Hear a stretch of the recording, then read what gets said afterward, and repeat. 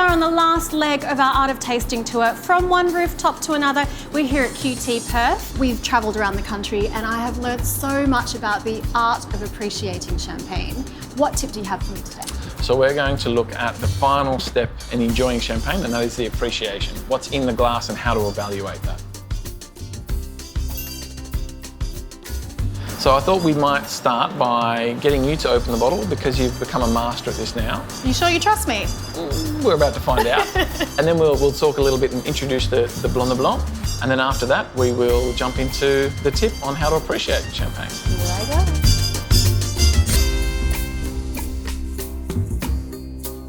Amazing, thank you for that. You're welcome. So here we have the Perrier-Jouët Blanc de Blanc. Very lively, energetic, floral and mineral-driven champagne. It's Blanc de Blanc, so it's 100% Chardonnay. So we're looking for that more elegant style. Again, matching the house style really well. Floral, elegant, vivacious, and a joy to drink, really energetic.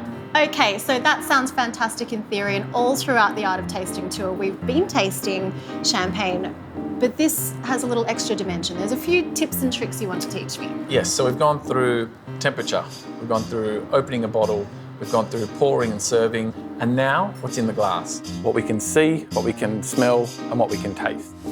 When we're pouring, we're looking at clarity, we're looking for colour, and we're looking at the bubble. Each is going to tell us something different. Clarity, if we can see through and there's great transparency, it'll probably tell us it's a younger champagne. The colour, a light pale or a straw colour is going to tell us that it's probably a younger champagne or a Blanc de Blanc. And if it got to more golden flecks, more caramel hints, then we could probably start to look and expect it to be a vintage champagne. And then we look at the bubble. Generally, a younger champagne will have a bigger and rounder bubble, a bit more aggressive. Compared to a vintage, which we'd expect to see as it gets older, we would have almost no bubbles whatsoever. So then we move on to smell. So I think it's easier just to think of smell, intensity, and then aromas. So when we look at intensity, is it delicate, is it mid, or is it a full intensity? And then with aromas, we can look at 4 characteristics: floral, fruit, mineral, and yeast. And most importantly, the taste. We look at acid, viscosity, those aromas, the characteristics, and then the finish. Is it short, is it medium, or is it a long finish? And I can guarantee this will be a lovely, long, lingering finish. Well, cheers to the Art of Tasting. Cheers. Well, Chris, you definitely saved the best till last. That is absolutely incredible. And I feel very well equipped to go downstairs to Santini Bar and Grill and find out what is actually going to be paired with this very special champagne. Yeah, so shall we head? Let's go.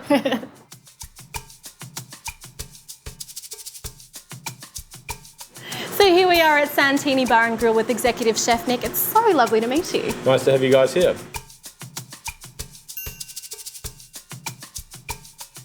Nic, Chris and I were talking earlier about the Blanc de Blanc, and I'm fascinated to know what the unexpected matching is going to be with this gorgeous champagne. So today, Mel, we're pairing it with wood-roasted marron, tomatoes and lemon butter. Ooh, that sounds absolutely gorgeous. So it definitely sounds like the hero of the dish are these beautiful Marin. So tell me a little bit more about them. So these beautiful Marin are coming from a little farm down in Donnybrook. It's about a 2.5-hour drive from Perth, run by Jeff and Carol. Jeff and Carol have got a very hands-on approach to Marin farming. They've got a very sustainable farm where their ponds and dams mimic the natural environment for the Marin. So it's the most stress-free environment for the Marin to live in. And the quality is phenomenal. The Marin come in a large range of colours from black, purple and electric blue. So we tend to use the black Marin here at Santini, but all the Marin from WA Marin are super succulent and sweet. It's some of the best seafood in WA. Well, Nic, sustainable Australian seafood and producers who really care about what they do is definitely the way forward. And of course, it's about the taste. Speaking of which... It's a challenge with Perrier-Jouët Blanc de Blanc. Because it's so light and elegant and delicate, we don't normally see a big protein match to it. But when I start to think about what this is, because it's that fresh water, it's more sweet, elegant, kind of more delicate style of meat. More subtle. Yeah, which then tends to put itself nicely against the Blanc de Blanc. So I think on paper, this is all working really nicely, but we'll have to wait to see what the magic of the kitchen can provide us. On that note, you know what to do. I know what to do. Let's head to the table. We'll see you in a bit. No worries.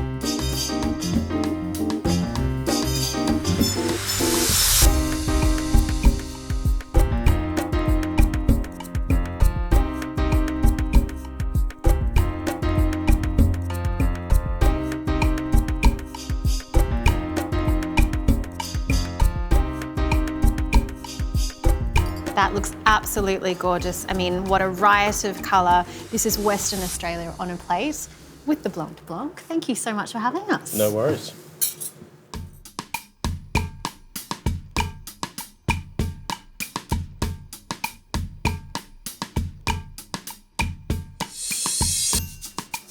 Gentlemen, let's talk flavours, because this, to me, is such a visually stunning dish. I was a little worried that maybe the wood smoke might be a little bit too overpowering for the champagne, but it's not, is it? I was going to say charcoal can be the enemy of champagne, especially a light, delicate beauty like this. But the fact that you just kiss that flesh gives a little smokiness, which kind of really brings out that minerality in the champagne and that roundness in the mouth. Well, if the best of the best is absolutely for you, then this is a pairing that you won't want to miss. So come to QT Perth and try it for yourself. Chris, this has been quite the journey. We've travelled all around Australia and discovered so much about champagne through the lens of food, and I just feel so grateful to have learnt so much from the master himself. Well, that's me signing off. Cheers. Cheers. Thanks for having us.